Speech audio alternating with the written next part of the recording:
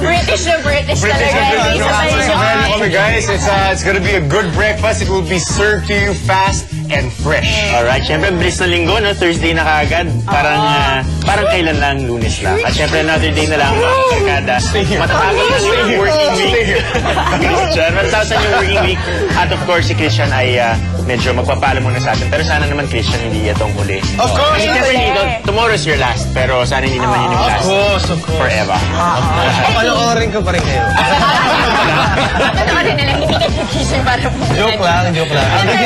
Meron ba kayong mga good news kayo? May share kayo? Oo, siguro na mag-share, pare. Paano ba yan? I just had my first movie experience. Performance of your life. That's great. Lalabas na yung aking movie premiere ng my very first movie. Explain ko na nakakahiya. May sine talaga ako. Tayo yung main characters doon. Main characters? Okay. Fine.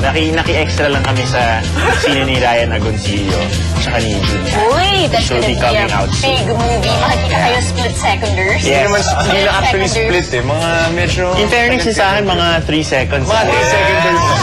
Okay na yun. At kausap ko yung main character. Kausap ko yung main character. So, ganyan.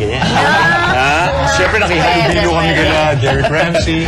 Sa parang Mag-level na kayo. Mag-level na kami lahat. Oh my gosh. Anyway, meron akong good news for our kabarkada sa Zamboanga. Pupunta dyan ang Kamikaze for the first day high concert sa August 13. Kaya makisama kayo. Uy, pupunta ka. Pwede.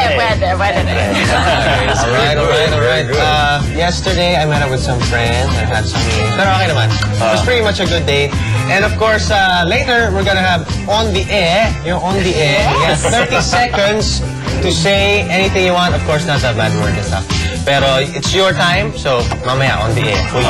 Okay, marami tayong mga features for today. Isa pa dyan, of course, and pinapalala namin sa inyong lahat to visit our website at www.studio23.tv at mag-email sa amin sa breakfast@pbs.pinoycentral.com. And of course, don't forget the breakfast hotline 411-0013. Sige. Ito, simulan na muna natin yung ating first dose of morning news.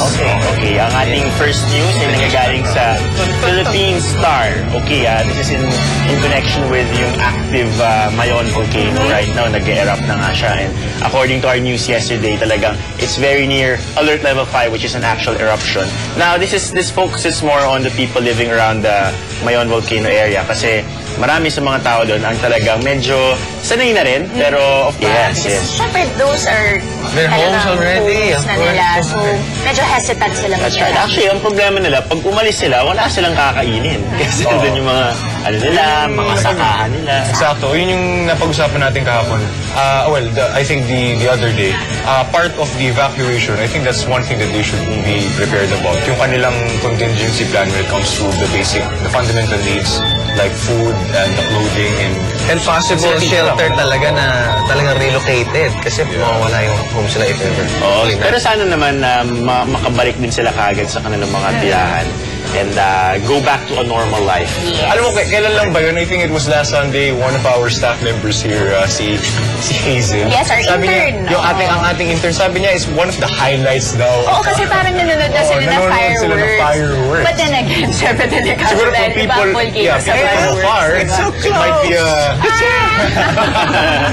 It's so pretty. Might be an attraction to other people. Kasi hindi biro yan sa mga tao. Definitely not. Okay, at sana naman yung ating parang side concern kasi ang ganda-ganda naman yung volcano doon. Sana pag sumabog siya, hindi masyadong caustic or hindi masyadong explosive para ma-preserve yung shape niya.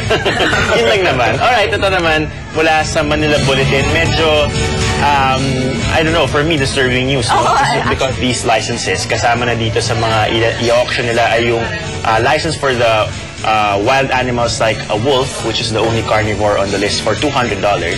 And as much for $40,000 for a yak naman. Baka naman mas mahal yung yak. Sinasabi lang nila endangered din, pero actually marami silang ganyan na gusto nilang pwede rin, no? Pwede rin. Kung nasa list na sa endangered species, you can't really... Pet shop, I think mahirap i-fake yan eh. Mahirap i-fake yun. Siyempre, meron mga sciences. Medyo malupit ang barkada trip ng China. Kaya... Uy, pero hindi ako sang-ayon dyan. Siyempre na ako na hindi rin ako sang-ayon sa ganyan. And we have so much money already. Yeah, use it elsewhere. Like, actually, you can use that money to preserve or actually help These animals. conservation rather than extinction. Well, somebody should, at least, first of all, the Chinese people should say something about it, first and foremost. And then, kung ano talaga, the international community, including us guys, let's pressure our international leaders. Our international leaders. Ganun katindi yung ating So gravity. if you're listening right now, If you're listening right now, guys, chill, ha? Alright, guys, ano na natin ang kalagayan ng ating bansa? Kamustahin naman natin ang kalagayan ng ating weather! Once again, ang tres amigos natin. Of course, nandyan si Jorge Temperatur. Si Jorge Temperatur ay isang hot dude. Siya ang ating official son with a magic powder. You know why? Because Chuy brings Chuy to the world. May quality. May quality. Hindi yung mga jokes Quality, niya. Alright, nako. In fairness, lahat sila mga masaya. Ang mga weather people natin. Ngayon, nakilala na natin ang tatlong kabarkada. Ano na bang nangyayari kay Inday? Well, napagod na siguro at tuluyan na siyang lumalayo sa ating bansa. So, adios na kay Inday. Pinalayas na ni Sir. Goodbye. Kahapon ay nakasama na natin si Chuy at Noe Jose. Today, ayon sa pag-asa, sila pa rin ang ating mga kabanding. Pero gaya din, ng the past 2 days, medyo di rin nagparamdam si Noe Jose. So sana tuloy-tuloy na ito. Para naman kay Jose Temperatur na makalabas na talaga ng tuluyan. We miss That's Jorge